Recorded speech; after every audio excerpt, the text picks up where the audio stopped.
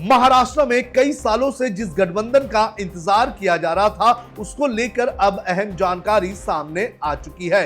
राज ठाकरे और उद्धव ठाकरे कब गठबंधन का ऐलान करेंगे, इसका इंतजार मुंबई समेत महाराष्ट्र के लाखों लोगों को था। और अब इन दोनों भाइयों के एक साथ आने और एक साथ आकर गठबंधन के ऐलान करने की तारीख की जानकारी सामने आ चुकी है। इस वीडियो में मैं आपको बताऊंगा कि कौन से तारीख को ये दोनों भाई एक साथ आएंगे और अपने गठबंधन का ऐलान करेंगे। नमस्कार, आप देख रहे हैं लोकमत हिंदी। मेरा नाम है सोनू कनौजिया। आपको सबसे पहले मैं ये बता दूं कि आने वाले एक महीने में महाराष्ट्र में जो 29 महानगर पालिका है, उनके मतदान होने हैं। सोमवार को राज्य चुनाव आयोग ने इसका ऐलान भी कर दिया था और इस ऐलान के अनुसार आने वाले 23 तारीख से, यानी कि दिसंबर 23 तारीख से जो चुनाव है महानगर पालिका के, उसके नामांकन भरने की तैयारी शुरू हो जाएगी। 23 से 29 तारीख तक ये तैयारी चलेगी। उसके बाद 3 तारीख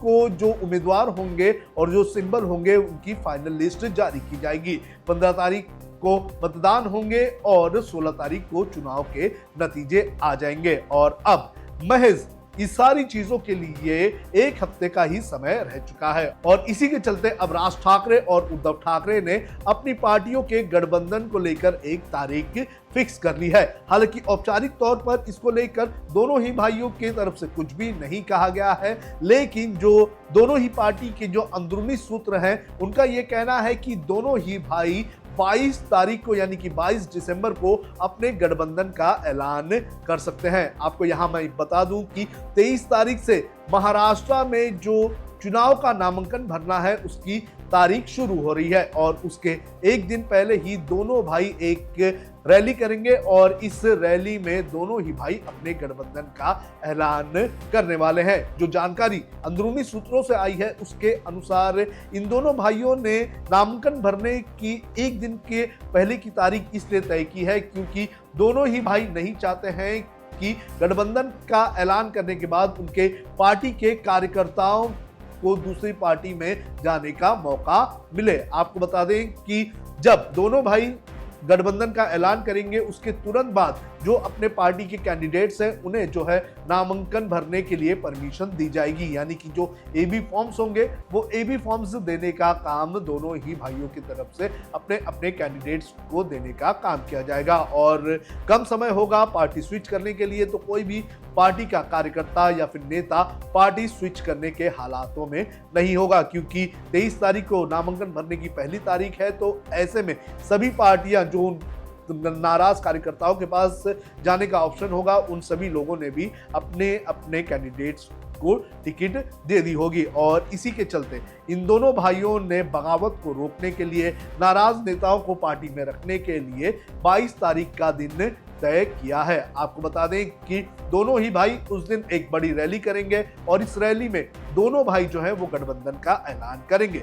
जो जानकारी इस वक्त हमारे पास आई है, उसके अनुसार बीएमसी, जो कि देश की और एशिया की सबसे अमीर म्युनिसिपल कॉर्पोरेशन है, वहां पर इन दोनों भाइयों का गठबंधन होगा। इसके बाद Thane, Kalyan Dombivli municipal corporation, Ulhasnagar municipal corporation, Amarnath municipal corporation, Nashik, Pune municipal corporation और नवी मुंबई म्युनिसिपल कॉर्पोरेशन, यहां पर दोनों भाइयों का गठबंधन होने वाला है। हालांकि जो मीरा भाईंदर म्युनिसिपल कॉर्पोरेशन है, उसको लेकर अभी तक दोनों भाइयों की तरफ से कोई भी औपचारिक जानकारी सामने नहीं आई है। सूत्रों का कहना है कि मीरा भाईंदर म्युनिसिपल कॉर्पोरेशन को लेकर दोनों ही पार्टियों के बीच चर्चा चल रही है और जल्द ही इस पर भी फैसला ले लिया जाएगा। आपको बता दें कि पिछले 20 सालों से दोनों ही भाई एक दूसरे के खिलाफ चुनाव लड़ते आ रहे थे, लेकिन करीब 3 महीने पहले जब मराठी और हिंदी का मुद्दा उठा था, तो उस वक्त दोनों भाई एक साथ एक मंच पर आ गए थे और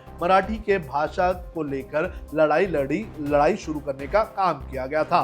5 जुलाई 2025 को हिंदी अनिवार्यता को लेकर एक बड़ी लड़ाई की जीत का ऐलान किया गया था और उस दिन दोनों ही भाई एक साथ एक मंच पर आ गए थे और उसके बाद से ही लगातार ये कहा जा रहा था कि दोनों भाई जो है वो जल्द ही अपने अलायंस का जो अनाउंसमेंट है वो कर सकते हैं। अब अगर बात करें मुंबई की, तो मुंबई में कहा जा रहा है कि लगभग 100 सीटों के आसपास जो एमएनएस है वो अपने कैंडिडेट्स को मैदान में उतार सकती है। इसके अलावा लगभग 150 से 140 सीटों के आसपास जो राज ठाकरे की जो उद्धव ठाकरे की शिवसेना है वो अपने कैंडिडेट्स को मैदान में उतार सकती है। हालांकि 227 सीटें हैं तो उस हिसाब से दोनों ही पार्टियां जो हैं वो कम ज्यादा करके अपने कैंडिडेट्स को मैदान में उतारेगी। इसके अलावा जो शरद पवार की एनसीपी है वो भी अपने कैंडिडेट्स को मैदान में इस गठबंधन के तौर पर उतार सकती है।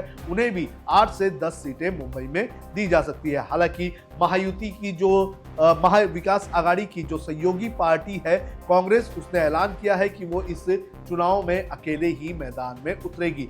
तो इस चुनाव में हम देख सकते हैं कि राज ठाकरे, उद्धव ठाकरे शरद पवार के साथ मिलकर चुनाव लड़ सकते हैं और कांग्रेस एक विपक्ष के तौर पर यहां पर चुनावी मैदान में हो सकती है। वहीं अगर बात करें तो महायुति में बीजेपी और एकनाथ शिंदे की शिवसेना जो है वो गठबंधन करके चुनाव लड़ने वाली है और वहीं अजित पवार की एनसीपी अलग चुनाव मुंबई में लड़ने वाली है। तो फिलहाल महाराष्ट्र में अगर बात करें तो उद्धव ठाकरे और राज ठाकरे के गठबंधन के ऐलान की तारीख तय हो चुकी है।